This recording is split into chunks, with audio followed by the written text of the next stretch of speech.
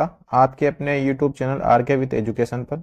दोस्तों, जैसा आप सभी जानते हैं कि राजस्थान सरकार ने जो रीट की जो परीक्षा है, रीट पात्रता परीक्षा, उसको आयोजित करवाने का जो लक्ष्य रखा है वो रखा है फरवरी में। तो दोस्तों, काफ़ी लोग ऐसे हैं जो साइंस मैथ से हैं और उनके सामने सबसे बड़ी ये समस्या आ रही है कि टाइम हमारे पास में कम बचा है और हम क्या करें, कोचिंग करें या फिर साइंस के लिए कौन सी अच्छी पुस्तकें पढ़ें जिससे हमारा रीट प्री तो क्लियर हो, साथ ही रीट मेंस का जो सिलेबस है काफ़ी मिलता जुलता इससे सिलेबस है, तो उसके लिए भी हमारी इससे तैयारी हो जाए। तो आज हम इस वीडियो में ये चर्चा करने वाले हैं कि साइंस के लिए हम क्या पढ़ें, क्योंकि मैं खुद साइंस से स्टूडेंट रहा हूँ और साइंस से ही परीक्षा पास करके तृतीय श्रेणी अध्यापक भर्ती में मैं जॉब लगाऊं। तो मैं आपको इस वीडियो के अंदर यही बताने की आज प्रयास करूंगा कि कौन सी किताबें आपके लिए बेनिफिट हो सकती है और किस प्रकार से साइंस को पढ़ा जाए कि आप अच्छे से अच्छे नंबर उसके अंदर ला सको और जो रीट की जो प्री परीक्षा है उसको पास करके आप रीट जो मेंस है उसके अंदर आप अच्छे नंबर उसके अंदर ला सको। तो सबसे पहले हम जो बात करेंगे वो बात करेंगे जो विद्यार्थी जो मतलब जो अभ्यर्थी सबसे पहले तैयारी कर रहे हैं, जिन्होंने आज से पहले कभी भी किसी भी कंपटीशन एग्जाम की तैयारी नहीं की है, किसी भी कंपटीशन एग्जाम की उन्होंने आज तक तैयारी नहीं की है और उनका जो बेस है, जैसे उनका जो एकेडमिक जो सत्र है, मतलब जो जो उन्होंने शुरू में पढ़ाई की है बचपन से लेके 10वीं क्लास तक, क्योंकि जो इसके अंदर जो पोर्शन है वो 6 से लेके 10 तक का है और उसका जो कठिनाई लेवल है वो 12 तक का दे रखा है। तो अगर किसी की जो इसका बेस कमजोर है, यानी कि मान लो जिसने अच्छी पढ़ाई नहीं की हो या पढ़ने में बचपन से थोड़ा कमजोर रहा हो, तो उसके लिए सबसे पहले क्या रहेगा, उसके लिए उसको चाहिए कि वो किसी कोचिंग जरूर करें। कोचिंग जरूर करें। सेल्फ स्टडी उनके लिए हैं जिनका बेस अच्छा है और उनको उतना ही पढ़ना है जितना जो अपनी पात्रता परीक्षाएं और जो रीट मेंस का जो एग्जाम है उसमें आता है। तो जिनका बेस कमजोर है उनको कोई ना कोई अच्छी कोचिंग जरूर करनी चाहिए, एक बार कोई ना कोई अच्छी कोचिंग उनको जरूर करनी चाहिए। अब कोई ना कोई अच्छी कोचिंग जो है वो आपने स्तर पर अच्छी से अच्छी कोचिंग, आपको आज काफी सारी कोचिंग है जो ऐसा दावा करती है कि भाई हमारा परिणाम अच्छा रहता है या हम अच्छा पढ़ाते हैं, तो आप उनमें से एक कोचिंग देख लें और अपना जो कोर्स है, जैसे अगर आपने ऑनलाइन कोर्स लिया है तो कोशिश ये करें कि आप मतलब जल्दी से जल्दी उस कोर्स को खत्म करने का प्रयास करें। यदि आप रिकॉर्डेड कोर्स लेते हो तो आप उसको 2 महीने में या 3 महीने में उसको खत्म करने का उसको प्रयास करें। और अगर आपने ये कोर्स जितना जल्दी अगर इसको खत्म कर लिया तो आपके पास में जो रिवीजन का जो टाइम है वो काफी बचेगा। इसके बाद में एक तो ये हो गया जिनका बेस थोड़ा कमजोर है और जो कोचिंग करते हैं, और कोचिंग करने के बाद में उनको क्या करना चाहिए। आपने कोचिंग कर लिया, आपके पास में उसके नोट्स हैं, तो इसके बाद में आपको क्या करना है कि अपनी जो पुस्तकें हैं, जैसे 6 से लेकर जो 10 तक की हमारी जो पुस्तकें चलती हैं, आरबीएससी की पहले पुस्तकें चलती थी और एनसीईआरटी की जो अभी वर्तमान में पुस्तकें चल रही है, तो उन पुस्तकों को जैसे 6 से 10 तक की हमारे पास किताबें हो जाएगी, 4 या 5 किताबें 6 से 10 तक की। तो हमारे जो टॉपिक दे रखे हैं, जैसे हमारे साइंस में टॉपिक दे रखा है, पहला जो टॉपिक है वो दे रखा है कोशिका का। ये मैं सबके लिए बता रहा हूँ जिनका बेस कमजोर है या जिन्होंने कोचिंग कर ली है और जो सेल्फ स्टडी कर रहे हैं, वो नोट्स किस प्रकार से बनाए अपने, या जिनके पास पहले से नोट्स बने हुए हैं। तो जो हमारे और भी जो 6 से 10 तक की जो एनसीईआरटी की जो बुक्स अगर हमारे पास दे रखी है, उनके अंदर हमारी जो मेन मेन जो पॉइंट है उनको कैसे ऐड करें। तो जैसे हमारे पास में कोशिका का एक टॉपिक है, आपके पास में आपके नोट्स है, आपकी बुक है या कोई आपकी गाइड है, तो करना क्या है आपको, जैसे आपके पास में कोशिका के नोट्स लिखे हुए हैं, कोशिका के नोट्स आपके पास पहले से लिखे हुए हैं, तो हमारे जो जैसे क्लास 6 में एक पार्ट दे रखा है कोशिका का, उसके बाद में कोशिका का पार्ट आपको 8 में मिल जाएगा, 9 में मिल जाएगा, 10 में मिल जाएगा और 11 में भी मिल जाएगा। तो जहां से जैसे कोशिका का जो चैप्टर दे रखा है उसके अंदर आपके नोट्स में जो चीजें नहीं लिखी हुई है उनको वहीं पर आप ऐड कर लें। जैसे कोई कोई लाइन दे रखी है वो आपके नोट्स में नहीं है या आपकी बुक्स में नहीं है या आपने जो नोट्स बना रखे हैं उसके अंदर वो है नहीं, तो आप एक, या तो अगर आपने खाली जगह छोड़ रखी है तो उस जगह पे वो लिख दें या एक अलग से एक पृष्ठ चिपका दें वहां पर, और वहां पर उन चीजों को ऐड करते जाएं। ऐसे करते करते आप अपना जो भी टॉपिक हमारे दे रखे हैं 6 से 10 तक की किताबों में और जो हमारे सिलेबस में जो टॉपिक दे रखे हैं, एक टॉपिक है हमारा जैसे सूक्ष्म जीव मित्र एवं शत्रु, तो इसी के नाम से सेम डिट्टो जो एकदम ये जो सूक्ष्म जीव हमारे मित्र एवं शत्रु, तो ये जो दे रखा है ये हमको 8वीं क्लास में भी दे रखा है और शायद 6ठी क्लास में भी ये टॉपिक दिया हुआ है, सूक्ष्म जीव मित्र एवं शत्रु। तो वहां से हमारे जो मतलब जो टॉपिक हमारे हैं उनमें से जो हमको इंपॉर्टेंट लगता है उनको आप हमारे जो आपके जो सिलेबस है या आपने जो नोट्स बना रखे हैं उसके अंदर आप उसको ऐड करते जाएं। तो इस प्रकार से क्या होगा, इस प्रकार से आपके पास में आपके स्वयं के नोट्स तैयार हो जाएंगे, स्वयं के नोट्स से तैयार हो जाएंगे और आपकी जो 6 से 10 तक की एनसीईआरटी की या आरबीएससी की जो बुक है उसके अंदर भी जो इंपॉर्टेंट लाइन थी वो आपने लिख ली। उसके बाद में करना क्या है, जैसे कोई विद्यार्थी सेल्फ स्टडी करना चाहता है, भाई मेरे पास इतना मतलब इतनी प्रॉब्लम है या मैं कोचिंग नहीं कर सकता या सेल्फ स्टडी करना चाहता हूँ, तो वो क्या करे? तो सेल्फ स्टडी करने के लिए आपको क्या करना पड़ेगा, आपके पास में 6 से 10 तक की आपके पास में बुक होनी चाहिए। आरबीएससी की भी होनी चाहिए और एनसीईआरटी की भी होनी चाहिए। एनसीईआरटी की भी आपके पास में बुक होनी चाहिए। आरबीएससी की बुक्स के अंदर काफी सारा मैटर दे रखा है। आरबीएससी की बुक्स के अंदर आपको पढ़ने के लिए बहुत सारा मैटर मिल जाएगा। जो बुक्स हमारे पास पहले चलती थी एनसीईआरटी से पहले, जो बुक्स हमारी चलती थी 9th तो 10th में, काफी अच्छी बुक्स थी वो भी, उनके अंदर आपको पर्याप्त मैटर मिलेगा। आपको उसके लिए उसके बाद में आपको 11वीं या 12वीं की जो पुस्तकें हैं वो पढ़ने की आवश्यकता नहीं पड़ेगी।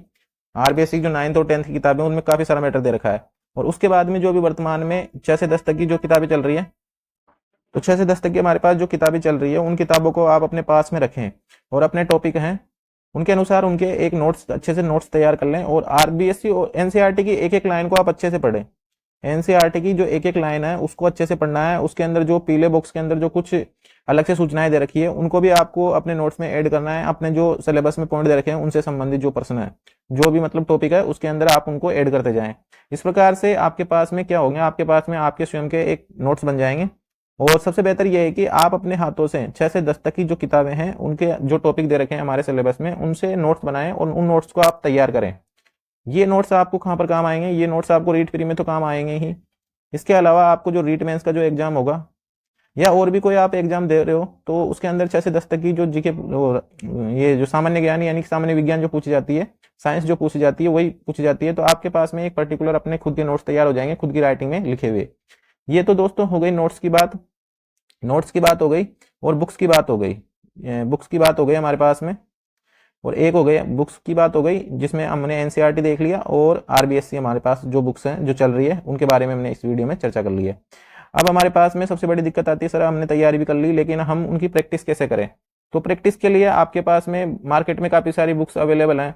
तो उनमें से आप कोई भी बुक्स ले लें। जैसे एक लक्ष्य की गाइड है, तो लक्ष्य की गाइड के अंदर भी आपको जो मैटर है, काफ़ी सारा मैटर है उसके अंदर, बहुत अच्छा दे रखा है, बहुत अच्छा मैटर है उसके अंदर, काफ़ी पर्याप्त मात्रा में है। अगर आप आरबीएससी और एनसीईआरटी को एक बार नहीं पढ़ना चाहते तो लक्ष्य की गाइड में इतना मैटर है कि आप आराम से रीड प्री तो आराम से आप क्लियर कर ही सकते हो, इतना उसके अंदर मैटर है। और उसके अंदर जो प्रश्न है वो भी काफ़ी सारे ऑब्जेक्टिव टाइप क्वेश्चन उसके अंदर दे रखे हैं। इसके बाद में अलग अलग लेखक हैं मार्केट में, तो उनकी अलग अलग जो पुस्तकें आती है वो मार्केट में अवेलेबल हैं। जैसे रीड के लिए फर्स्ट रैंक पब्लिकेशन की भी एक बुक आती है, साइंस की फर्स्ट रैंक पब्लिकेशन की भी आती है, पब्लिकेशन की एक बुक आती है।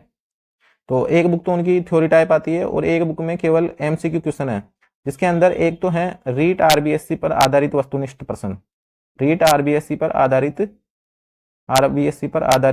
प्रश्न, और एक है रीट एनसीईआरटी पर आधारित, रीट एनसीईआरटी पर आधारित वस्तुनिष्ठ प्रश्न। और मैं आपको बता दूं, जो ये 60 या 70 रुपए की किताब आती है, 60-70 रुपए किताब है ये इसके अंदर। और 2021 के अंदर जो पेपर हुआ था पूरे के पूरे जो 28 से 29% इसी किताब के अंदर से मिल गए थे, क्योंकि पूरा पेपर एनसीईआरटी की जो बुक है उनके आधार पर लिया गया था। सेम टू सेम लाइन उठा के उन्होंने इस मतलब पेपर में पूछ ली थी। और उस एग्जाम के अंदर आपको पता भी होगा जो हाईएस्ट जो नंबर थे वो 146 नंबर थे। तो वो यही कारण था कि आरबीएससी और एनसीईआरटी, क्योंकि वो जो पेपर आया था वो आरबीएससी और एनसीईआरटी की बुक्स पर ही पूरा पेपर था, तो उसके अंदर लगभग 28 से 29% एक ही बुक से मिल गए थे। उस टाइम पर पूरा प्रश्न एज इट इज मिला था उसके अंदर से। उसके बाद में एक हमारे पास में ये भी समस्या, एक ये दिक्कत है कि प्रश्नों का जो लेवल है, प्रश्नों का लेवल किस प्रकार का हो सकता है। तो मैं आपको बता दूं, जो बायो वाला जो पार्ट है रीट के अंदर और रीट प्री के अंदर, एक तो रीट है होगी, एक तो रीट है और एक रीट प्री है और एक रीट मेंस है। एक तो रीट प्री हो गया और एक हो गया रीट मेंस। ये दोनों एग्जाम हैं। इनके अंदर जो सिलेबस दे रखा है, उसके अंदर जो पाठ्यक्रम दे रखा है, उसके अंदर तो ये लिखा हुआ है कि जो सेकेंडरी स्तर का इनका पेपर होगा, लेकिन कठिनाई लेवल जो दे रखा है वो दे रखा है सीनियर सेकेंडरी लेवल, यानी 12वीं तक का सीनियर सेकेंडरी लेवल। तो आपको कौन से, मतलब सीनियर सेकेंडरी लेवल का मतलब हो गया 12वीं तक। पहले ये ग्रेजुएशन तक भी कर दिया था, बाद में काफी विरोध हुआ, उसके बाद में इन्होंने जो रीट मेंस का सिलेबस था उसको सीनियर सेकेंडरी लेवल का किया था। तो इसके अंदर होता क्या है, जो बायो वाला जो पार्ट है, तो ये जो पार्ट है ये हमारा चला जाता है 12वीं तक भी चला जाता है। 12वीं तक के प्रश्न भी इसमें पूछे जा सकते हैं। पिछली बार भी एक प्रश्न पूछा गया था, कोशिका भित्ति किसकी बनी होती है, तो ये जो प्रश्न है ये 12वीं की क्लास में से लिया गया था, और ये प्रश्न पहले AIPMT जो एग्जाम हुआ करती थी उसमें ये प्रश्न पूछा गया था, और सेम प्रश्न यहाँ पर उठा के इन्होंने इसमें डाल दिया था। तो कुछ प्रश्न ऐसे हैं, 30 में से 2 या 3 प्रश्न ऐसे हैं जो आपको मतलब 11वीं 12वीं के लेवल के मिल जाएंगे, और ये ज्यादातर मिलेंगे बायो का जो भाग है उसी के अंदर ये ज्यादातर प्रश्न जो है इस तरह से थोड़ा से ऊपर चले जाते हैं, तो उनकी आप दिक्कत ना ले।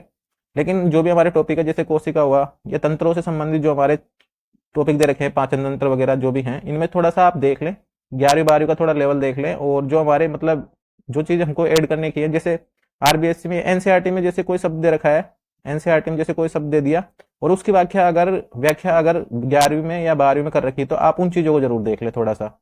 तो इससे आपका क्या होगा, मतलब एक नोट्स भी तैयार हो जाएंगे आपके खुद के, और आपको पढ़ने के लिए भी थोड़ी उसमें सुविधा रहेगी। किताबें मैंने बता दी, लक्ष्य की गाइड हो गई, और जो फर्स्ट रैंक पब्लिकेशन किताबें आती है और भी कई सारे पब्लिकेशन हैं उनकी पुस्तकें आती है, तो आप एक गाइड अच्छी सी गाइड देख के आप उसमें से खरीद लें और अच्छे से तैयारी करें। जो पात्रता की जो परीक्षा की अवधि जो बताई है वो फरवरी बता रहे हैं, तो हो सकता है फरवरी में देखने को मिले, जहाँ तक पूरी संभावना है फरवरी में होगी। इसके बाद में इसकी मेंस की जो विज्ञप्ति है वो जारी होगी, और उसके बाद में ये परीक्षा आयोजित की जाएगी। रीट प्री और रीट मेंस का जो विज्ञान का सिलेबस है वो काफी ज्यादा सेम है, केवल 1-2 या टॉपिक हैं जो उसके अंदर जोड़े नहीं, मतलब रीट प्री में नहीं है। एक तो उत्तक का टॉपिक है जो रीट प्री में नहीं है, टिश्यू जो उत्तक का जो टॉपिक है ये रीट प्री में नहीं है, लेकिन रीट मेंस में ये टॉपिक दे रखा है। तो बस इतना ही है, थोड़ा सा मतलब आप अच्छे से तैयारी कर लें तो आपको जो साइंस है उसका डर नहीं रहेगा, और अच्छे से अच्छे आप इसके अंदर नंबर प्राप्त कर सकते हो। ऐसे वीडियो देखने तथा जॉब संबंधी और भी अपडेट के लिए आप हमारे चैनल पर बने रहें, और चैनल को शेयर जरूर कर दें। जो भी साथी आपके पास में लेवल 1 और लेवल 2 की जो तैयारी कर रहे हैं उनके पास शेयर जरूर करें।